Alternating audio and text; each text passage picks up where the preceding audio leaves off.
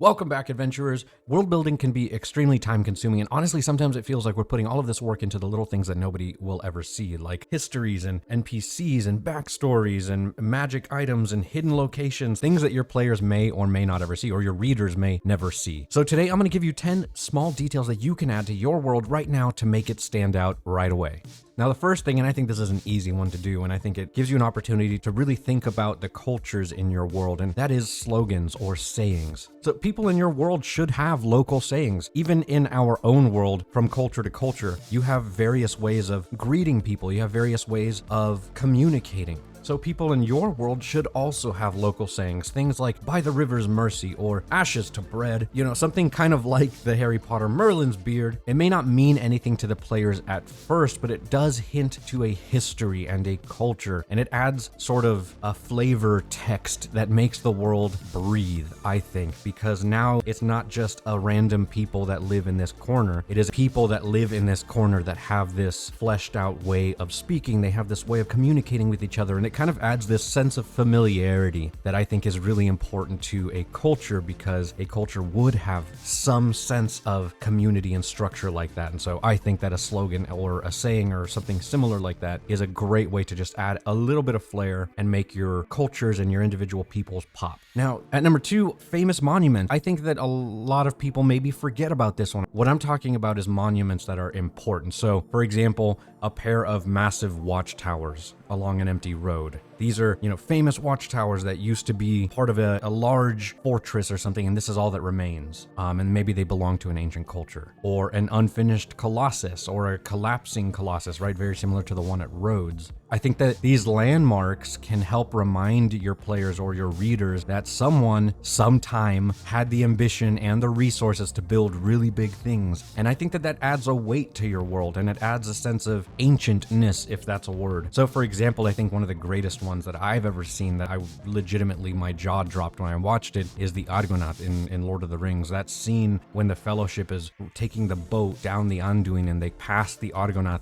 I think that to me is one of the most incredible things, because it really just captures the sense of like this ancient world, this culture, this place that once was teeming with so many people, and what we're left with is these sort of silent reminders of what used to be here. And so I think that by having these monuments and these places that people either know about or they go to because they're interesting, maybe like a Mount Rushmore, maybe it is something that people use as like a stopping point, or they go out of their way to go check these things out, but I think it really just adds a little bit of extra weight to your history. Now, at number 3, war memorials. I think that war memorials are a really great way to give your readers or your players a sense of a world that has had people live long lives, and that people have come and gone, and that there's been things happening in the past that aren't directly tied to the story that they are a part of, or that your main characters are a part of. And by having these sort of war memorials, you can get a sense that like people did things before they came along, and that people felt a need to fight for things before these players came along, before whatever the problem that they've had now has come along. And I think that that adds sort of dimensionality, but more than that, it adds a sort of ebb and flow, a belief that this isn't the only evil that has been, and there may be more evil, and that this is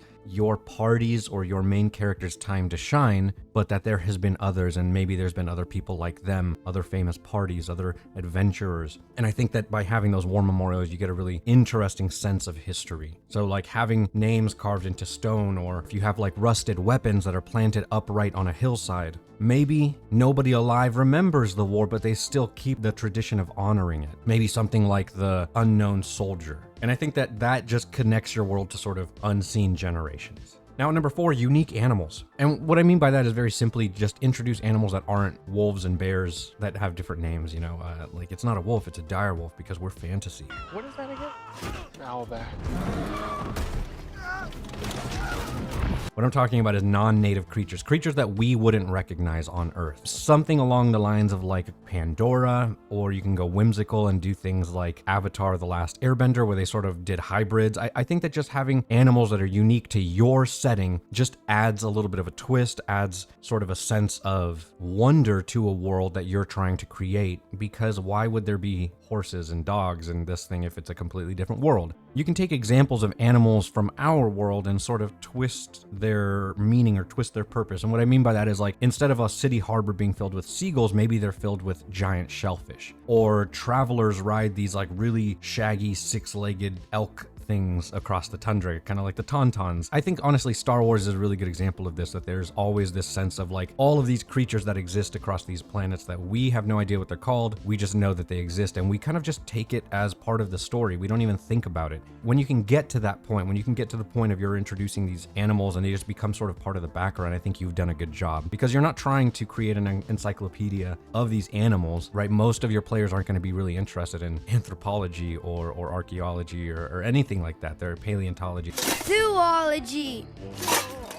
They're just not going to care. But by having a bunch of these animals that you can sort of like, oh yeah, over in the distance you see a couple of ember foxes, which is something that's part of my world in Maladea. Just having creatures that don't have to be monsters, living everyday wildlife lives that exist nowhere else, I think really just elevates your world building. Now, something I like to... I'm sorry, this just in. We have breaking news.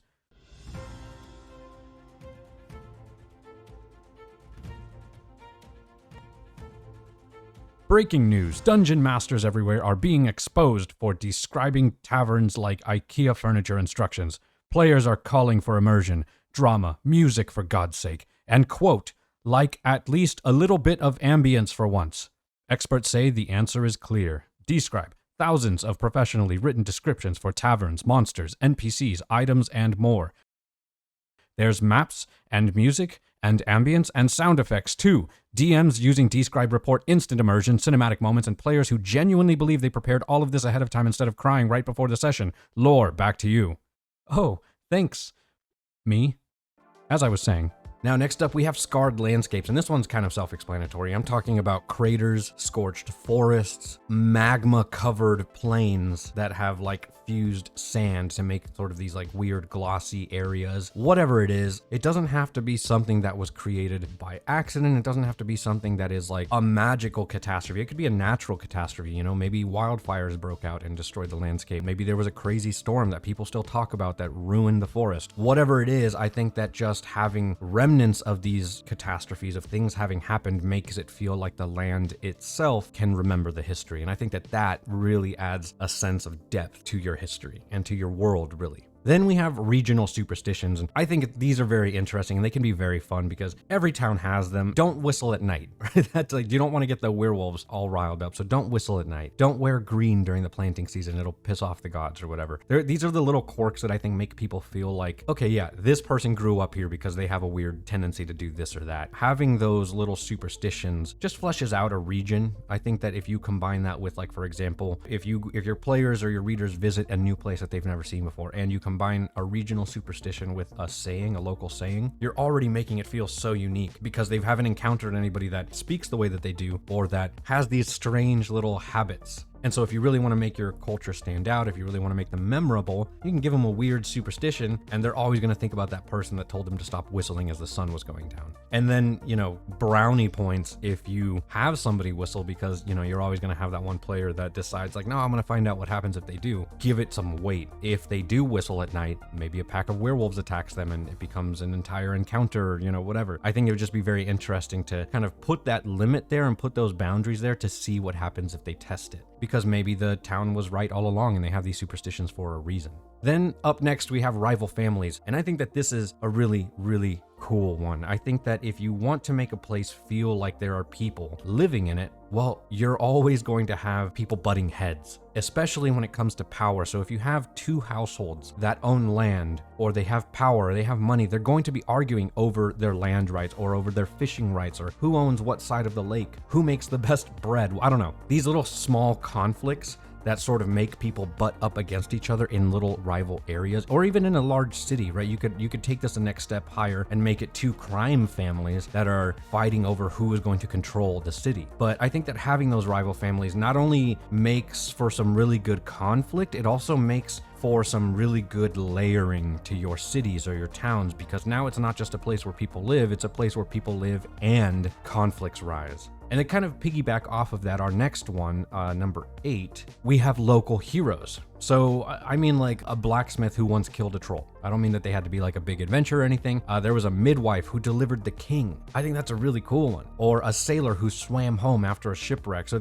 I'm not talking about like people that rival the players. What I mean is people who everybody in the local area knows because they did something. These are names that not everybody should know, because if you're an outsider, you're not going to know these things, but people in the town can talk about them, and now you have hooks to get your players interested. You have story hooks, you have narrative hooks, you have an NPC that you can talk about that now it makes it feel like there's this extra person that you prepared. You really didn't have to do much thinking as far as like their backstory or anything, because you already know, right? Like it's a sailor who swam home after a shipwreck. Well, why did the shipwreck? I don't know. There was a storm. Well, why were you out there?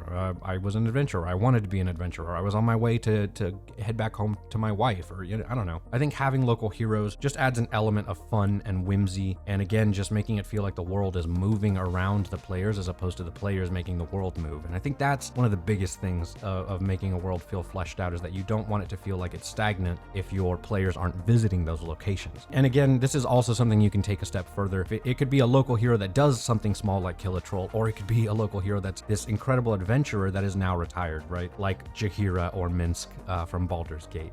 Now at number 9, we have a famous party or an order of knights. Your world should have groups of people whose names carry weight, even if they no longer ride into the sunset, if you will. A company of knights, for example, who broke a siege a century ago, or a band of mercenaries that vanished in their last campaign, and only one of them ever came back and doesn't talk about it anymore. Or a legendary adventuring party similar to the one that you've got now, who went looking for these relics scattered across the land and died in the process.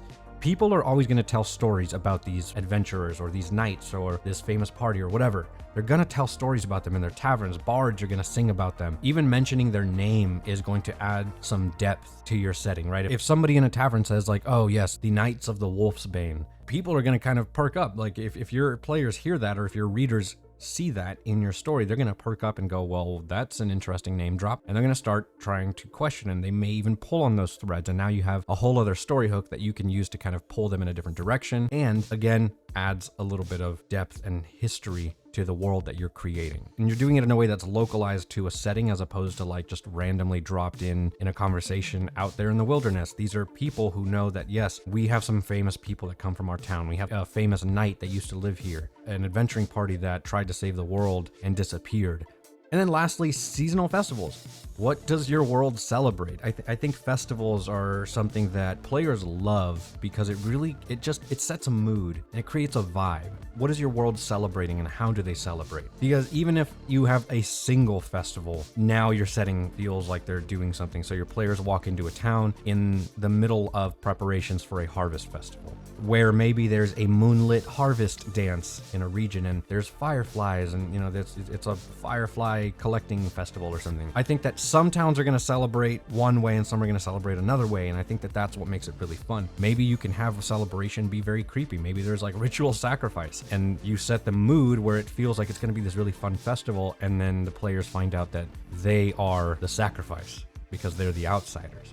You can have them celebrate big things, like a whole river was unfrozen from a curse and it saved their ancestors from a famine. Or it could be little things like it's the harvest season, right? You don't need full write-ups or stat blocks or anything like that for a festival. You just drop in a line like, hey, we're preparing for the coming of dust, and you move on. Players might ask, or they might not, but now your world has traditions and you look like an incredible world builder, and chances are they're going to have a lot of fun with that festival.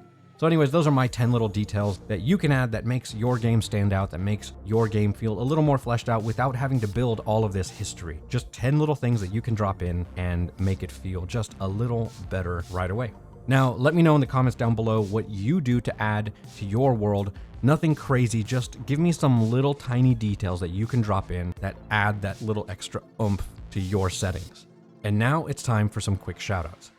Dark Horse 989 says 703 for Kitty. Great catch, Dark Horse.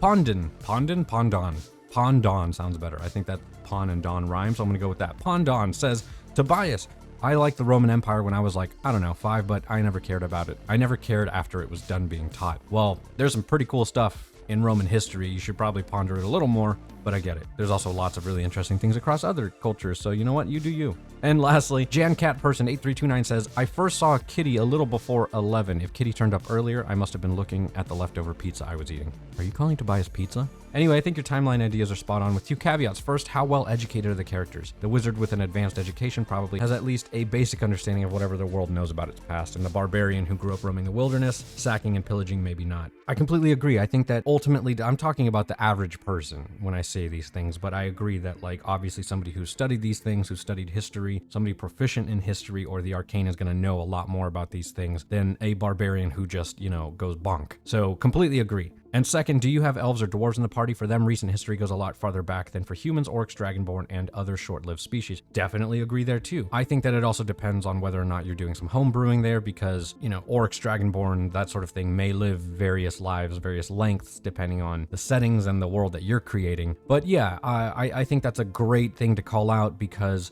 it's true. If somebody in your party has lived centuries, well, they're going to understand something a lot more deeply and they're going to remember things more deeply than somebody who's only lived 30 years. So great call outs. Now, if you were paying attention in today's video, let me know in the comments down below where you saw Tobias and you just might get shouted out in the next one. Thank you so much for watching. Forge on, my friends. And remember, that last NPC you talked to was the bad guy.